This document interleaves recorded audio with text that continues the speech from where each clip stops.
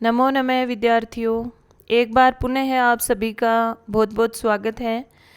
आज हम राजस्थान सरकार की एक महत्वाकांक्षी योजना के विषय में बात करने वाले हैं, जिसका नाम है शुभ शक्ति योजना। शुभ शक्ति योजना का प्रारंभ राजस्थान सरकार के द्वारा 1 जनवरी 2016 से हुआ और इसका जो उद्देश्य है वो है कि जो श्रमिक परिवार हैं उनकी बेटियों को आर्थिक सहायता प्रदान करना, उन्हें आत्मनिर्भर बनाना। तो इसके अंतर्गत पहली बात तो ये आती है कि कितनी सहायता प्रदान की जाती है। तो एक श्रमिक की परिवार की अधिकतम 2 बेटियों को ये सहायता प्रदान की जा सकती है और 55,000 रुपये इसके अंतर्गत सहायता प्रदान की जाती है। तो ये 55,000 रुपये जो उन्हें सहायता के रूप में मिलते हैं, इनका उपयोग बेटी के विवाह, कौशल विकास, शिक्षा या व्यवसाय आदि के रूप में किया जा सकता है। तो योजना के उद्देश्य के बाद में आती है पात्रता, कि इसके अंतर्गत पात्र कौन से श्रमिक होते हैं।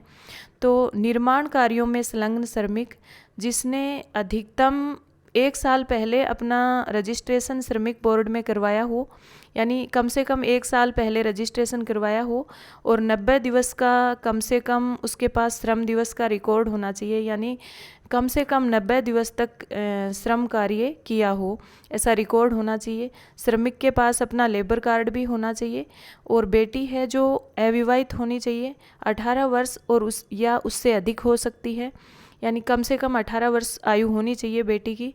और इसके अलावा 8वीं पास कम से कम होनी चाहिए बेटी, यानी 8वीं पास होना ज़रूरी है लड़की का, तभी ये सहायता मिल पाएगी। इसके अलावा जो आवश्यक दस्तावेज हैं, तो पहला तो लेबर कार्ड है ही श्रमिक का।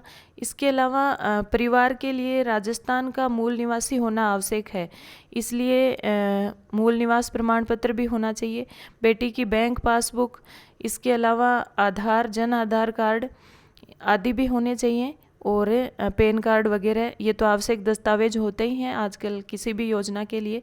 मुख्य यही है, लेबर कार्ड होना चाहिए, रजिस्ट्रेशन होना चाहिए, 90 दिवस का श्रम दिवस होने चाहिए, बेटी अविवाहित, 18 वर्ष या उससे अधिक और 8वीं पास, ये आवश्यक है। अधिकतम 2 बेटियों को ये सहायता मिल जा सकती है।